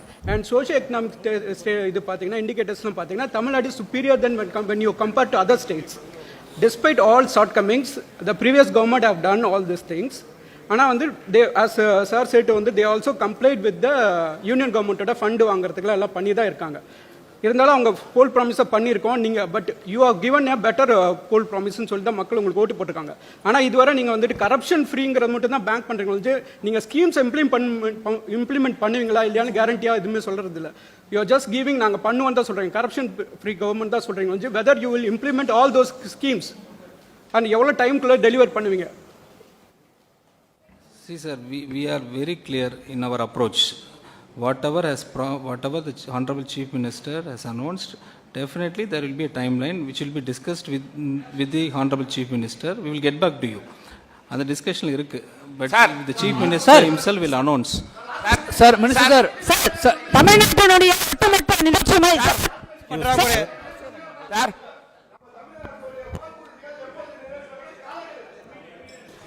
Sir ஒரு சின்ன விஷயம் சார் சார் அது ரிலேட்டடான क्वेश्चन சார் என்னோட क्वेश्चन தமிழ்நாட்டினுடைய ஒட்டுமொத்த நிதிச்சுமை 13.8 லட்சம் கோடி இருக்கக்கூடிய நிலையில பதிலே சொல்லலாம்